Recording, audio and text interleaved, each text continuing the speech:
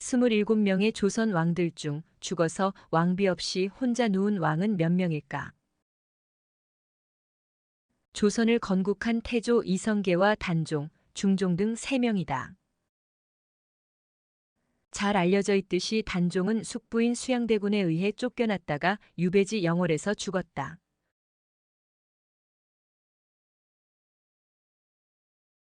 3명의 왕비가 있었던 중종도 죽어서 혼자 누웠다.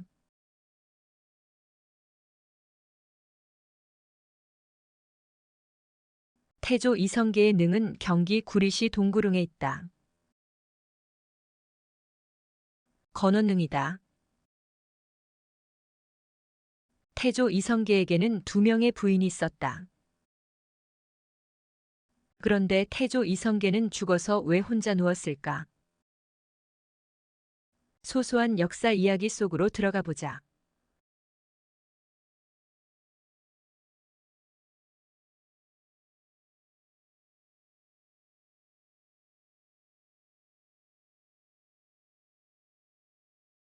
이성계의 첫째 부인은 신의왕후 한씨였다.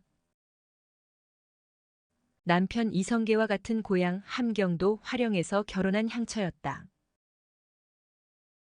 한씨는 이성계가 전쟁터를 누비는 동안 집안일을 돌보았다. 하지만 집안에서 내조하던 첫째 부인 한씨는 출세를 선택한 이성계의 홀대를 받았다.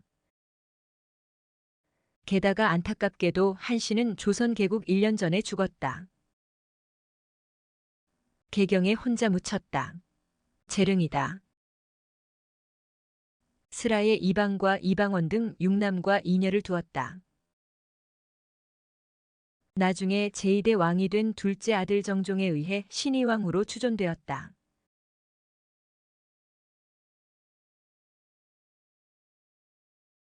둘째 부인의 능이 현재 서울 성북구 정릉동에 있다.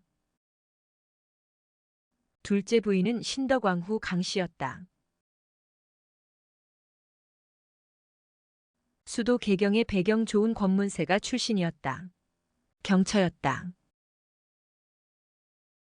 당시 이성계 장군은 고려 말의 홍건적과 왜구 격퇴 등으로 이름을 떨치고 있었다. 신흥무장으로 이름을 알리기 시작했다. 그러나 변방 출신이라는 꼬리표가 붙어 다녔다.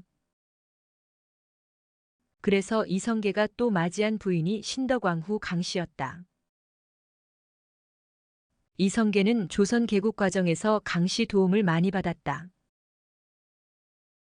강씨는 이성계보다 21세 연하였다.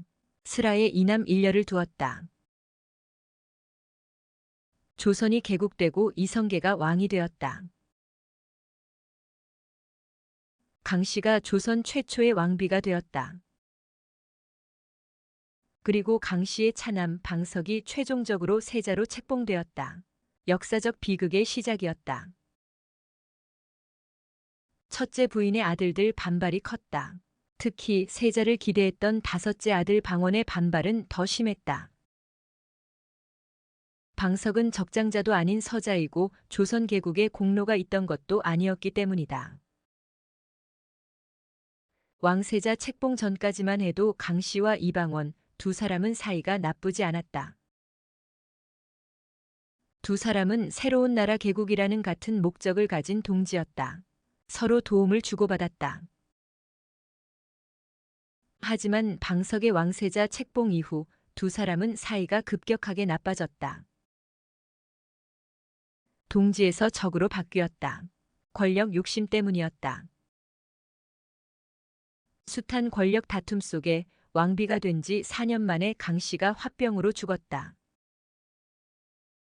이성계는 도성 내에 강씨의 능, 정능을 만들었다. 수시로 찾기 위해서였다. 정능 옆에는 흥천사라는 절도 세웠다.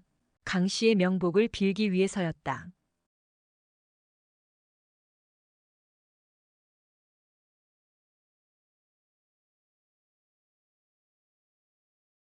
강씨가 죽은 지 2년 뒤 이방원이 주도해서 제1차 왕자의 난을 일으켰다. 실제로 왕인 아버지에게 쿠데타를 일으킨 것이다.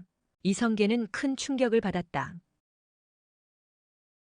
강씨 소생의 두 아들은 살해당했다.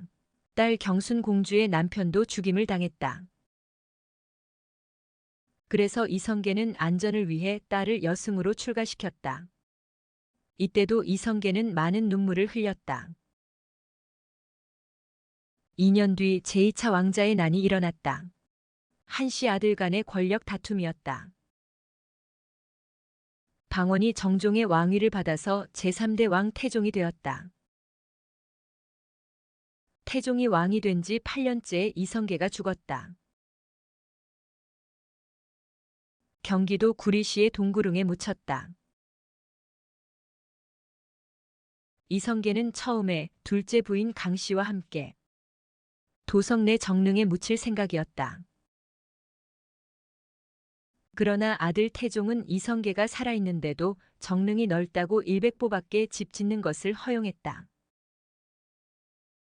이성계는 정릉에 찾아가 울었다고 한다. 그래서 죽을 때 이성계는 선산이 있는 함흥에 묻어달라고 했다. 그러나 그렇게 되지 못했다. 이방원은 이곳에 이성계의 능을 만들었다. 그리고 함흥에서 가져온 억새를 봉분에 심었다. 이성계가 죽은 뒤 강씨의 능은 도성 내에서 현재 성북구로 이장되었다. 이때 옛 정릉을 파괴했다. 능의 봉분은 깎아 흔적을 없애고 서기는 모두 땅에 묻었다. 난간석과 병풍석은 청계천 다리 복구 공사에 이용했다.